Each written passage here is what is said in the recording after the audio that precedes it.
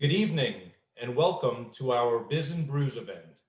My name is Mitch Starr and I am the chair of JNet, our Jewish Networking Business and Professionals Division. First, I would like to recognize a few of our attendees. Michael Balaban, President and CEO of our Jewish Federation. Bob Schneider, our board chair. Jeff Sopchin, our campaign chair. Mark Lowell, our API chair, and Sherry Fisk-Schultz and Jacqueline Gilman, our Women's Executive Circle co-chairs. I would also like to thank MBAF, our corporate sponsor for all JNet events. At this time, I would also like to thank everyone who has closed their gift for the 2021 annual campaign. As the needs in our community continue to grow due to COVID-19, our gifts help the Jewish Federation care for the needs of our most vulnerable families and seniors by delivering food and medicine, making care calls and visits. From the start of the pandemic, the Federation convened essential Jewish organizations and funded vital community partners so that they can continue to serve our most vulnerable, ensuring that we have a vibrant Jewish community at the end of this pandemic. Their ability to continue with these efforts depends on us. To this end, we have some great news. The Jewish Federations of North America, in partnership with the Jewish Federation of Broward County, launched the Human Services Relief Matching Fund, a national campaign to raise $54 million throughout North America, including right here in Broward. JFNA will match 50% of every new and increased gift in our community to assist with the health and human services needs here in Broward. Our goal is to raise an additional $400,000 to receive the $200,000 match so that we can infuse our local community with an additional $600,000 in health and human service relief. If you are able to step up, this is the year we are really counting on you as we anticipate an increase in our local needs and even some of our donors becoming the recipients of our help. Since COVID, our Federation has provided over $2.2 million in additional emergency support to our partner agencies serving the most vulnerable. We know that the Jewish Federation was built for this very moment. You know that because you built it. It was built to respond, inspire, connect, and repair the world. And we cannot do this without your support. If you would like to make your pledge tonight, please email or message one of our Jewish Federation professionals now, or go on the Federation website and make your gift there. There will be a QR code at the end of the evening to direct you as well. Without further ado, I bring you Julia Shure and Manny Arias from Funky Buddha to begin our tasting. Please have your brews and snifters ready. Hi, everyone. Thank you so much for joining. I'm the events manager at Funky Buddha. Manny works in the tap room. He's also our tour guide and our draft specialist. A little background about Funky Buddha for those that don't know. So we started as a lounge in Boca in 2007, and Ryan Sentz started it. He had a lot of culinary inspired recipes. The lounge was such a success. He was a home brewer, so he started brewing beers at the lounge, and it grew and expanded. When we had an opportunity to get a brewery in Oakland Park in 2013, he partnered with his brother Casey, who's with us today, and they made the brewery in Oakland Park. So that's when we opened up our doors. And Oakland Park is our only location right now, but we distribute beer throughout the state of Florida, and most recently our seltzers, which comes in a variety pack. So we'll go ahead and get started. If everyone wants to get out their Floridian right now, and I don't know if you can see this with the Zoom background, but you can start opening it up and put it in your snifter. You're also welcome to have a cup of water beside you to sip some water in between each beer. You can also rinse out your cup with a little bit of water in between each beer as well. So we'll just start off with a smaller pour since we're going through a bunch of different ones. So just kind of pour it at an angle and give it about an inch of head when you're done. That helps with the aroma. So it should look like this. I gave myself a pretty full glass because I have several glasses here. But so you can see it has a cloudy appearance. It's unfiltered. The German style wheat ale. Give it a good swirl.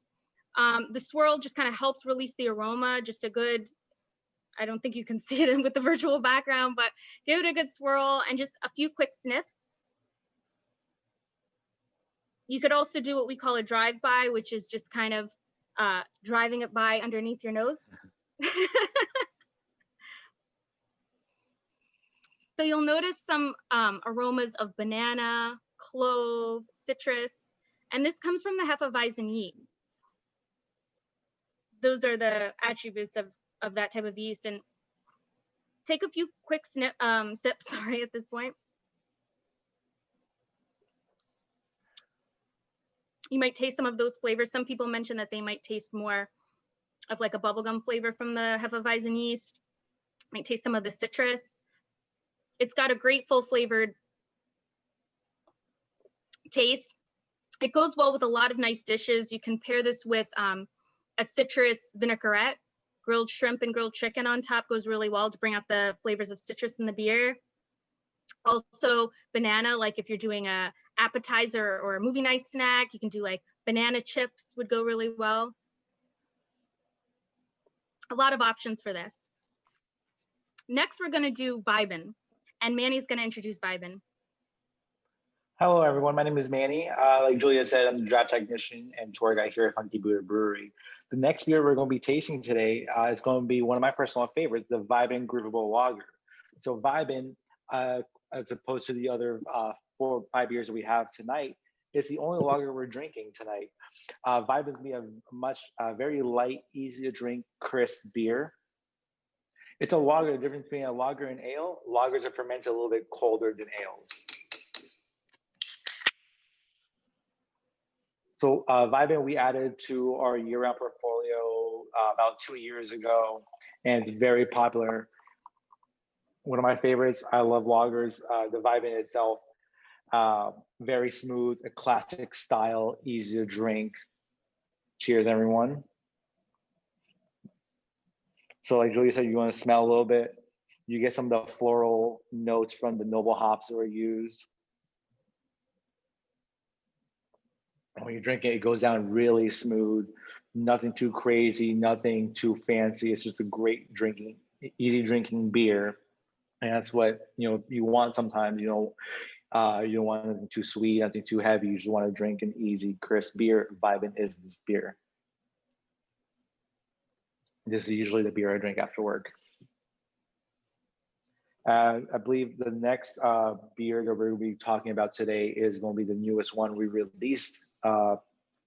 Is the Chant Low-Cal Repeatable IPA. Julia, I believe you're going to tell us a little bit about this beer.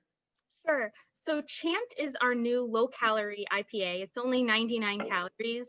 It's nice because you can drink it throughout the day. It's great by the pool, very refreshing. It's brewed with over 2.5 pounds of mosaic hops. So you'll notice a lot of characteristics of stone fruit, like mango in it. So give it a nice swirl. When you smell it, you can really smell the fruit, like the mango, tropical fruit. Peaches is another one.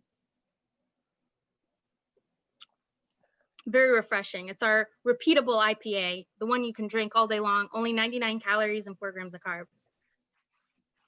As far as dishes that this goes well with, it would go great with cheeses because it is an IPA, and that would really help bring out the hop flavor. Spicy foods go great with it. We recently did a beer dinner with sliders, and they garnished it with a jalapeno sauce on top.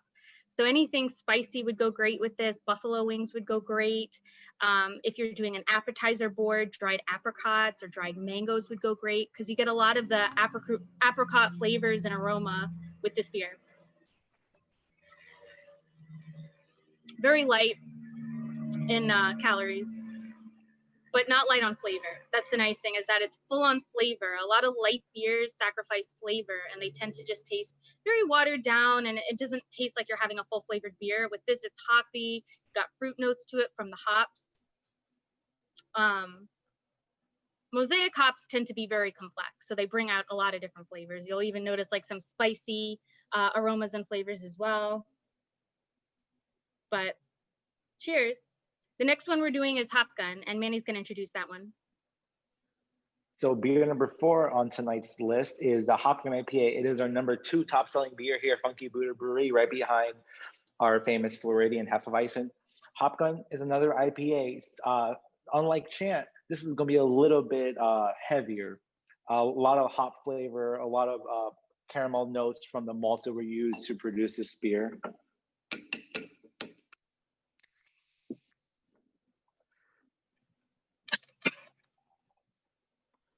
So you can already see this, even though this one and Chan are both IPAs, they have very different color notes. The Hopgun's a little bit more orange in color because the caramel malts were used. The nose on this one is going to be a lot more citrus and floral notes, more like orange as opposed to stone fruit, like in the Champ. They're using different hops in each of these beers. So this one has Citra and Centennial, so there's going to be a lot more citrus flavor and floral notes.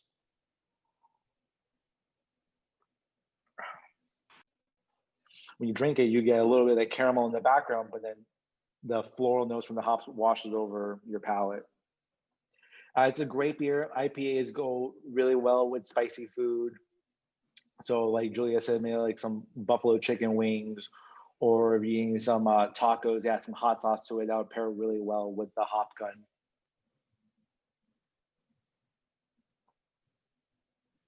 Such a great IPA. IPA, if anyone didn't know, stands for India Pale Ale. A lot of people, when they think of craft beer, they think of IPAs. And I believe we have one more beer for tonight's tasting, and it's going to be the French Toast Double Brown. Julia, a little bit about this beer?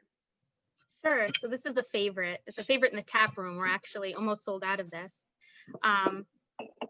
So this is a double brown ale. So what makes a double brown ale different from a regular brown ale is it's higher in alcohol content. So this is all natural flavors, by the way. We don't do anything artificial in our beers. So if you pour it, you'll notice it has a lot of nice custardy aromas and flavors to it as well, cinnamon and maple. So this is when you can slowly sip. Occasion-wise, it's great for so many different things. It's great for brunch. It's also great with dinner, as if you're doing more of a savory roast type dish, like a brisket or any roasted meat. It would go really well with it. It would stand up well. You could even use it while you're cooking. It would also be great with brunch. If you're doing French toast, it would obviously go great with that, but it would also go great with cinnamon brioche. Any like cinnamon flavored would bring out some of those cinnamon flavors of the beer, or just a Monte Cristo sandwich would go great with it if you're doing brunch, pancakes. And then it would also just be great just to sip it on its own. It really doesn't need anything. So if you smell, you can smell a lot of great like dark aromas. You probably smell a lot of the maple. That's what I smell most. That's like in the forefront.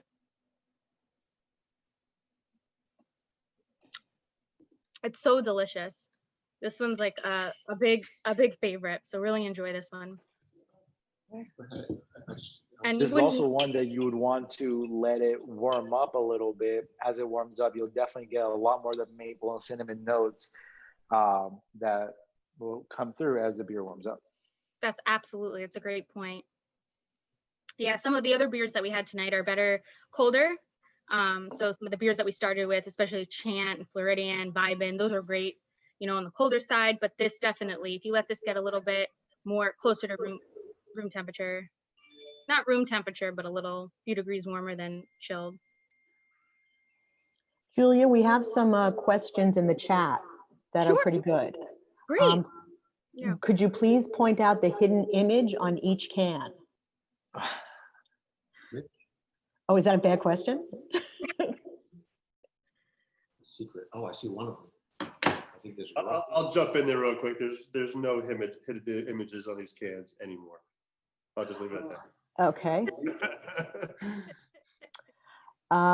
Someone is asking if any of these are recommended to cook with. Absolutely. In fact, we did a whole cooking video with our chef, with Chant. So absolutely, these go great in a variety of things. I've even had my events team make a lot of different like slushies as well. So you can use them as marinades, you can use them as dressings, like hot gun, for instance. You can make a Caesar salad dressing because the IPAs go so well with cheese. So if you're thinking of making a Caesar dressing or a creamy cheese dressing would go great with it. Chant would also go great with that. If you're doing as I said, like a citrus vinaigrette, you could do it. You could do it as a marinade. You could do it as a beer battered fish would go great with it. So there's a lot of different places you can take this, absolutely. And even the French toast, like as I was mentioning, if you were doing a brisket, this would go really well, like as far as marinating it instead of wine.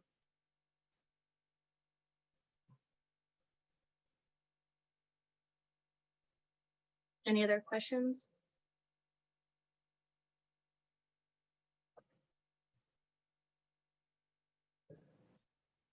Where, oh, should I post it on chat? Okay. And by the way, I didn't mention this before, but all of these beers, we just redid our website. So if you haven't seen our website, I definitely encourage you guys to log on after this video. So if you put on our beer finder, it'll show you exactly the closest location of that beer that you're interested in to you. So as I mentioned, we distribute throughout the state of Florida, but we're in most retailers off premise, like grocery chains, liquor chains, Publix, Total Wine. So definitely log on to our beer finder to find out which one is closest to your location. Whole Foods, yeah, absolutely. Yeah, we sell at Whole Foods as well. Got a great some displays that you'll be seeing now if you go to Whole Foods now that are going on through the end of the year.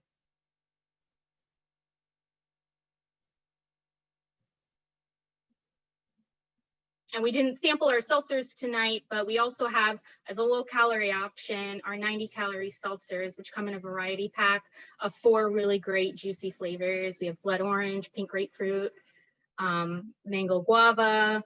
So you can check that out. They're at Publix and as well as like all like most retail chains, Walmart, Target. Hi, this is Moshe Baden. Thank you. This has been great. The question is, I've been lately looking for beers with the highest alcohol content possible, which is not because I have a problem, but I do. So I see right here you have the French toast is the 8.8%. Yes. I've been seeing things go up to even 12%. So Yeah. how does that work in the beer making process? And are you is there kind of a focus on making some of your types of beers with a higher alcohol content? Yeah, I'm glad. Yeah. I'm glad you asked that. Yes, absolutely. We have a lot of exciting new products for next year. I won't talk about those yet, but we also have barrel aged beers. And with barrel aging, every month it goes up about 1% in alcohol. And so we have our mixology collection, which if you haven't had that, we have Coquito, which is out this season, which is just released recently. And that's Imperial Cream Ale.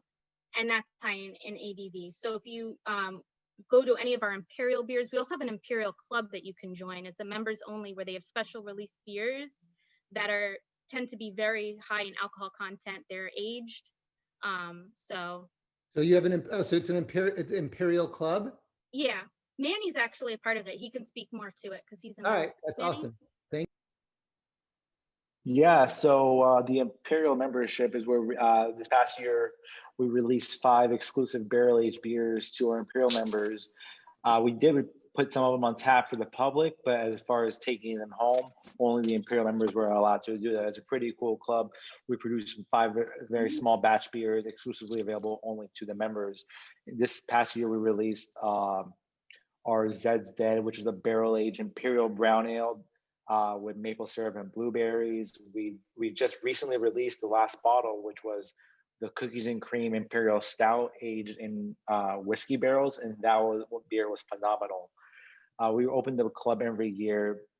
It's definitely an exciting club, something you want to join into if you're interested in trying brand new stuff.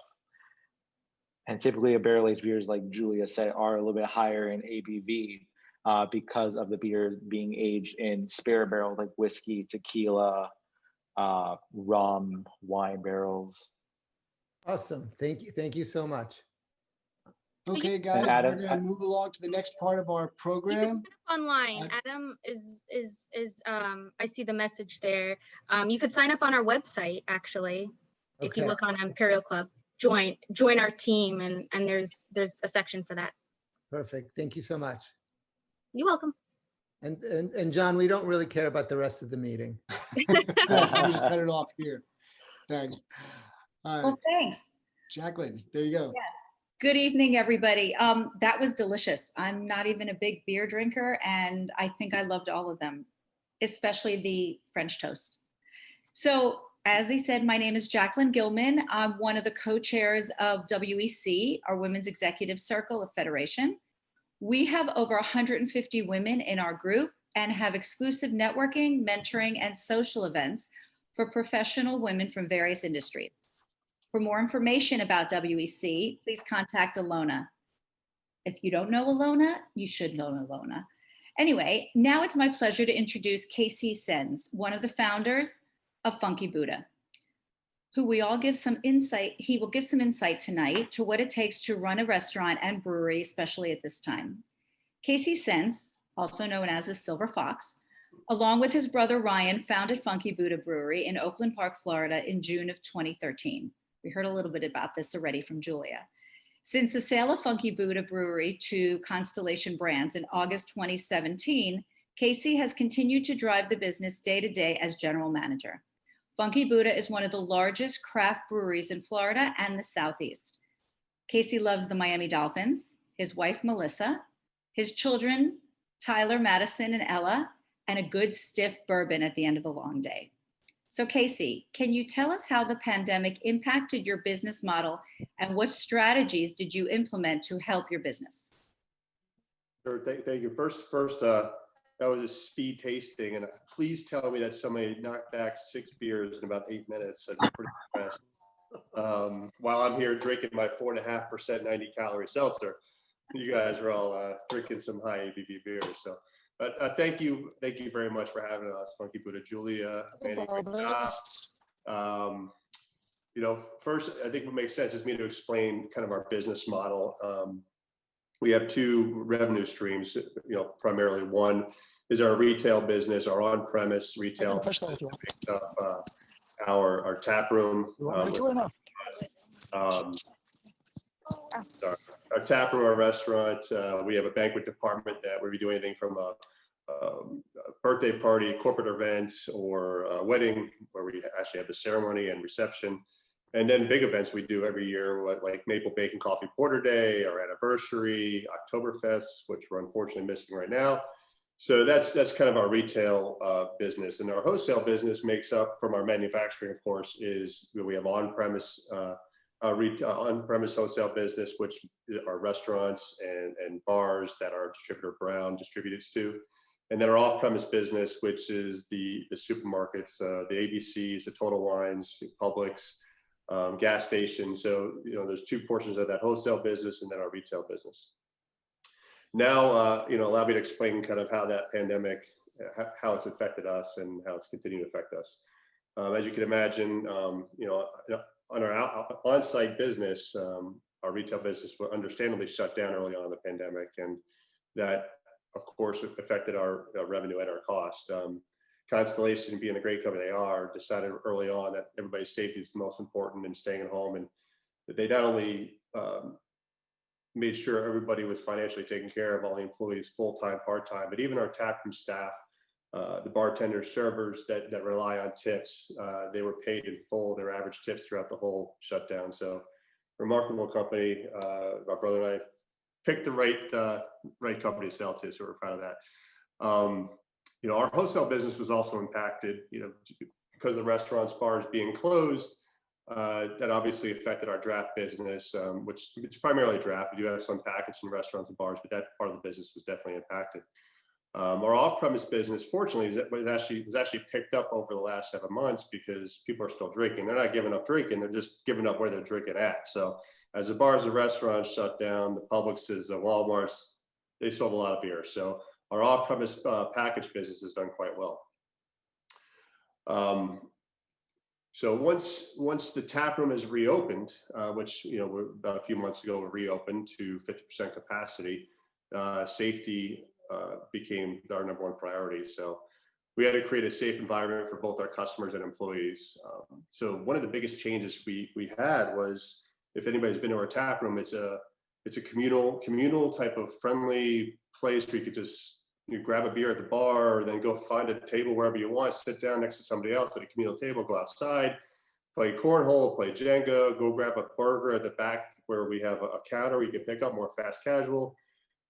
Obviously, once we reopened, we couldn't continue that type of business. So we had to change, that retail environment. So that included adding a hostess position, very limited seating, which included no bar seating. Our servers are now taking food orders because we don't want people walking to the back, and we don't want that, social distancing problem. No more games, so no more Jenga or cornhole, no more tours. So Manny's been working on the drafts and doing tours on, doing these type of virtual events, which have been great, but those tours we no longer could do. So, but unfortunately, unlike our tap room, our banquet department, which has been increasing year over year, we had 50-something weddings just last year, is not back open, and I don't see it opening anytime soon, just because of the amount of people in an event. So we had to kind of pivot there and figure out what to do with that, the full timers for that banquet department. So what we did is we offered them position to actually go out to the market in the retail field where our business is doing well, which is off premise, and help our off-site sales team become more merchandisers. So they went out in the market, and they've been surveying Publixes, making sure the shelves are stocked, so supporting our distributor, making sure beer's not out of code, making sure the product's in the right position on the shelf, helping promote display execution. And Julia just mentioned we have some Whole Foods displays going out there, so they're out there making sure the managers are putting those displays up. So we had to make sure we pivot, make sure every employee is still busy, they're still getting paid. So where can they work best? So that's a couple things that we did, and there's been a ton of change we made in the business, but that's a few to answer your question. Well, thank you, Casey. When you take a step back, what does the future of Funky Buddha look like to you? I'm excited for the future. I really am. And one thing that I touched on, and Julia touched on a little bit at the beginning, is one thing that's been a very promising part of our business over the last 7 months is the seltzer that I'm talking about and drinking here. The launch date for probably the most innovative product we've come out in the last 4 or 5 years was March. So here we are gearing up for samplings, tastings, marketing initiatives, and this big launch in March, and everything shuts down. And not only that, we still put it on the shelves and Publixes, but nobody's going to the shelves. They're getting delivery services. They can't see it. They don't know it's there. But over the last few months, it's actually blown away our expectations. It's doing so well that we're talking about future products and future expansion. So not only is the seltzer doing amazing, but our core brands, such few of them that Julia and Manny spoke of, Hopgun, Floridian, they're doing better than last year as far as the package, the cans and bottles. So where the retail side of the business is hurting now, and our on-premise business for wholesale is hurting now, there'll be a time where things get back to normal. I hope very soon, but there'll be a time. So once that gets back to normal, plus what we're doing with our other products, it's an exciting time. So we're definitely excited. We're hoping this pandemic ends soon, like everybody else. But the future is definitely bright. And again, thank you for letting us be a part of this.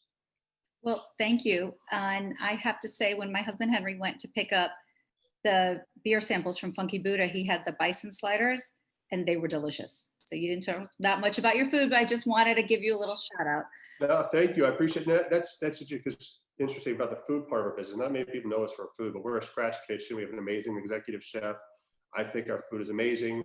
One thing we've actually learned from the pandemic is, because we had to make the switch to a full service style business where we have servers taking orders from out in the back. Our customers are telling us that Monday through Friday, they actually enjoy this type of service because they want to get in and out. It's not the same feeling as at night or on the weekends where you're moving around, playing games. They want to come in, they want to be served, they want to get in and out. So through this, something we probably would never have tried, we're realizing once we get back out of this pandemic, we might go to a Monday through Friday lunch full service, then switch over to where we were before. So thank you for bringing up the food, and that's a big part of our business, and I appreciate that. No, that was awesome. Thank you for sharing all that information. It was very informative. The beers were all delicious. Thank you. If anybody has any questions throughout the night for our panelists, please save them, add them to the chat. We'll keep an eye on it. Now we will have our first breakout room session for you to network with each other. Don't forget to get each other's names before the 10 minutes are over. Our Federation professionals will help you get in touch with each other if you miss getting their names after the event. Get your business elevator pitch ready. Thank you. So, hi everyone. My name is Sherry Fisk-Schultz, and I'm the other You party pooper. of WEC. I hope everyone enjoyed the beer tasting and the breakout room. And I was lucky enough to be with Julia to get hear about all the information of Funky Buddha. It is now my pleasure to introduce Scott Savin, the COO of Magic City Casino in Miami. He was president of Gulfstream Park Racing and Casino. He's a proud father of 3 wonderful daughters, 2 amazing grandchildren, and 1 fantastic wife. So Scott, I have a few questions for you. First, how have your priorities or business model changed after COVID? Sherry, thanks for including me in the program. And I probably am not going to be as much fun as the beer tasting was. Give it a whirl here. Priority wise, I mean, for us, when they closed our business, it really meant that they closed the revenue side of the business, but they don't close the expense side of the business. So what we had to come up with basically was a few changes. We developed a work at home program. We came up with staggered schedules and ways to basically divide the ongoing workforce into 2 groups so that they wouldn't sort of cross-pollinate with each other. And then on the business model side, you know, we're very much a brick and mortar operation, being a casino and entertainment center. So we really started to search for something that could be synergistic to what we already do, but not in the brick and mortar model. And what we were able to finally come up with was to make an equity investment into an online sports fantasy company. So sort of as an outgrowth of the pandemic, we were able to a little bit broaden out what we do and invest in something else that could be ancillary to our core business. Thank you. If you had to give advice to other COOs about running a business in today's world, what would it be? I think the advice would be develop the depth and utility of your staff. And we have over 500 people working for us. And, you know, in COVID, a lot of the older people were sent home. Certainly some of our people got sick, but we still had to keep certain elements of the business going. And one day I was talking to a security guard, and they didn't really have a whole heck of a lot to do, but we have to keep security there. And he was reading a book on finance. So I asked him why, and he said he was in school and we were very short in our auditing department because of the COVID. So I said, how would you like to be a short-term auditor? And he was upstairs auditing in short order and loving it and being really happy that he was able to contribute. And then when we did reopen and we were shorthanded, I found out that everyone loves to drive a golf cart and take people from the entrance to the parking lot. So no matter what department they were in, they were very happy to volunteer and drive a golf cart. Interestingly, because I'm a CPA and I'm not sure why anyone would love to do auditing. I know I don't enjoy it, but we want to thank you for continuing to sponsor our federation and supporting our community. Could you tell us what role philanthropy has played in your business during these times? Sure, really 2 very different roles. I mean, our location is in really the center of Miami and we have 30+ acres. So we were contacted in pretty short order to be both a drive-through test site and also to be a distribution site for food. And we were happy to do both and to agree to doing both. The one caveat was we asked for insurance because along with being a nice person sometimes comes a liability side of things. So that was great. And we were, able to be, the state contacted us about being a drive-through site, city commissioners about being a food distribution site, and we were able to basically be both. Philanthropy really for us sort of took an internal turn as opposed to external. When we were closed for the first time, and we've been closed and opened and closed and opened again, we had to make a decision. We didn't know how long we were going to be closed for, but the company made a decision to keep every single person on the payroll. And again, that was 500 plus people. And we really had no idea how long that would last. But the people were scared, and we were able to basically tell each and every one of them, you don't need to worry. Go home, don't worry about things. You're going to get a paycheck every week. So it was an internal philanthropy, but really we've just had employee after employee thank us for doing what we did and just making it bearable for them in a scary time. It's really important, and we appreciate what you've done. So what do you foresee in the future for casinos and entertainment centers like yours? I know a lot of people want to know about concerts, when they're coming back. What are you doing with it? Are we ever going to have them again? So what's your plan? Let me divide that into two parts. So on the casino side, we had been closed probably about 80 days, and our first closure was 100 days. And I asked one of our phone operators, because we track all the incoming calls, and I'm like, are people still calling about the casino? And she said, we've had 600 calls this week. Oh my God. And they all want to know when we're reopening. So on the casino side, we really weren't all that concerned. And when we did reopen the first time, and then again the second time, we certainly haven't gotten anywhere close to the 100% of our business we had pre-COVID, but the casino rebounded very quickly. The entertainment side is a totally different story. I mean, the entire entertainment industry, I'm glad it's not our core business because it's really been gutted. The William Morris Agency, Creative Artist Agency, they've laid off half of their people. Bands are nervous about going out and touring. Venues are nervous. So I speak to pretty much all the different facets of the industry on a regular basis, and no one really knows when it's going to return to normalcy. You'll see bands that were going to go back out at the end of 2020 have now pushed to the first quarter of 2021. A lot of the bigger acts have already said we're not even going to go out until late 2021. And then the venues that are sitting empty, aside from us, but a place like the Arch Center, they really don't know what to do because they can't really book acts. In Miami and certainly, in all of Dade County, we don't really know what the protocols are going to be for social distancing. We have various seating plans. How are we going to let people in? Are we going to take their temperatures? And then the most important thing is, when is the customer going to feel comfortable to come back and go to a concert or a comedy show at an indoor or outdoor venue? I mean, our venue is outdoors. We think that they'll return quicker to an outdoor venue, but the customer is really going to have to let us know when they have a comfort level, and I don't think we're there yet. I agree. Okay, so thank you so much, Scott. I appreciate it. Very helpful and interesting. And now we're going to go to our second breakout room. And you can stay in the breakout room, by the way, guys. You don't have to switch back. You can wait. It will automatically bring you back to the main room. So everyone, enjoy, and thank you again, Scott. So I'm going to introduce somebody that I know very very well. He did send me a private text before this. He has said, please drink a lot before you interview me. So that's a little bit tough, but I always do what he says. So my name is Mark Lowell. For those who don't know me, I'm chair of the Advisors Philanthropy Initiative.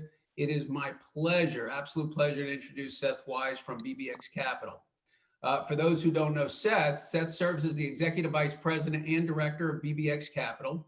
He is also President of BBX Capital Real Estate and co-CEO of the Altman Companies, which since 1968 has built over 26,000 rental apartments. He is also on the board of Blue Green Vacations Corporation. Seth has more than 25 years experience in many facets of real estate, finance, management, investment, restructuring, and development, managing approximately $3 billion of real estate assets in various classes, including industrial, retail, and a focus in housing that includes single family, master plan community, and multifamily. He is a member of the prestigious Young Presidents Organization, YPO, and serves as past chairman of the board of directors for Jewish Family Services in Broward County, and is a member of the board of directors of the David Posnack Jewish Day School and a member of the National Council of APAC. How he has time to be a dad, I have no idea, but he is a really good one as well. Hello, Seth. Hi, Mark. All right. Thanks for that intro. It sounded like you were introducing somebody else. All right. So I've got some questions for you. And Okay. BBX CAP has been a valued corporate sponsor of Federation. A quick question, you've already heard it tonight. How has COVID changed your view of philanthropy? Yeah, that's a good question. I would say it hasn't changed our view or my view. It's really reinforced a view that we already had, which was to be grateful for all that we have and the success that we've had, and recognize that there are many, many people who are, despite all efforts, just not as fortunate, and we need to be there to support them. So it's been a core part of our DNA as a business, and I'm fortunate to have three partners who, at the core of their being, are generous and grateful people, and so they're very focused on philanthropy, whether it be Federation or the Broward Center or JFS, or the list goes on and on. Nova Southeastern, just very much a part of our DNA to be giving in the community as part of our gratitude for the great fortune that we've had.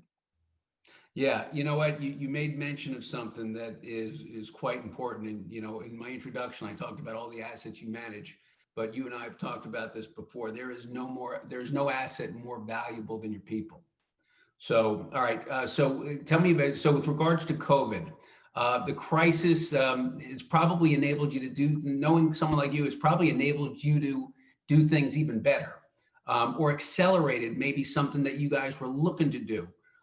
Tell me about what either you've done as a result of it, or maybe some things that you're working on. Yeah, that's a great question. So first step when the pandemic hit was make sure we're going to survive, right? That was mission number one, batten down the hatches and make sure that we were going to get through this. We've lived through as a company the Great Recession and you know, near-death experiences, and to be able to come back and thrive. The first step was, okay, let's make sure this is not another crisis that we're going to have to really manage through. And thank God, all of the planning that we did through the years has positioned us to be able to navigate through it and thrive. And so the next step was, you know, let's use the old saying, don't let a good crisis go to waste, right? So we stepped back and we said, okay, well, how can we, you know, turn lemons into lemonade? And we had on the shelf in our multifamily division a concept of taking hotels and converting them to workforce housing. And it never really worked prior to the pandemic because hotels were performing generally well and you could never buy them at a price that made any sense. And so we have activated a whole division focused on acquiring hotels and motels and converting them to workforce housing. So we're really excited about being able to operationalize something we've been thinking about for a long time, but just didn't make any sense because of the economics. And then the other is to start a division to do single family homes for rent. So from the Great Recession, a whole industry was born, which is large companies, Blackstone and Goldman Sachs and others, who bought thousands and thousands of homes around the United States and built very large companies that own 10, 20,000 single family homes. And they've turned them into REITs and taken them public. And it's created a whole new asset class in real estate. And so because we're in the multifamily business, we said, and we're in the home building business, we said, wait a minute, we should be in the purpose-built single family home for rent business. So we just operationalized that division. So it's been actually, although I've been working from home and I'm starting to get a little stir crazy, we've actually been able to move things forward in a pretty remarkable way. So I'm very grateful for the ability to make that happen. All right, so you brought something up, and you know, on my list of questions, there's a couple left, and you know, the time we're running over anyway. So I'm just going to ask you this last question because this is something that we discuss every single day. And, you know, I've got staff, you've got a lot of people that work for your company. What is your thoughts about working from home as on a permanent basis, on a remote basis, on a virtual basis? And people are asking this question, whether it be locally, nationally, and even worldwide. What are your thoughts, being that you have so many people that report to you, and you guys have obviously done a lot of remote work as well. Talk to me as a CEO. Talk to me as a president. Yeah, that's a great question, and may not be surprising that we're talking about that a lot. We actually, prior to the pandemic, had made a decision to move our offices to a new building on Las Olas. And so we were in the middle of space planning for that new space. Right. And so we then stepped back and said, okay, wait a minute. What we were thinking about probably doesn't make any sense. It was very dense. It was all open. It was this, googly kind of space. And so we've stepped back and we really rethought it. And I think where we're going to land on that, Mark, is to go with some sort of a hybrid plan where people come in, a group of people come in Monday, Wednesday, Friday, another group come in Tuesday, Thursday, and then you alternate. I think that, look, at the end of the day, and you said this before, and it's absolutely true, and that is that your people are key, right? And so recruiting great talent was important before, and it's going to be even more important now. And the environment that you can create, the flexibility that you can create for folks is going to be pretty important. So we actually think that we're going to end up with a model like that. And we think that as other companies maybe go back to a more traditional approach, if we stick with more of a hybrid, we think we'll be in a position to, even post-pandemic, to be able to attract great talent because of that. You know what? I hope you're right, because I'm about a week away from being a grandfather, and my kids live in New York. Mazel tov. So they live in New York, and one can work remotely, and the other one has an Ask Jet. So I'm hoping that is the case, because they both want to come back here. All right. Hey, listen, Seth, thank you so much. I guarantee everybody listening to this gained some serious insight from a person that really gives a lot to Federation. We really appreciate it for what you guys do for the community. It's a great pleasure, Mark. Thank you. Thank you. Thank you. All right. Let me pass this back to Mitch. All right, Mark, thank you very much. That was great. Thanks, Seth. Please remember, we are trying to make our pledges early this year, both because of the need and because we have this wonderful matching opportunity for every new and increased gift that's received before December 31st.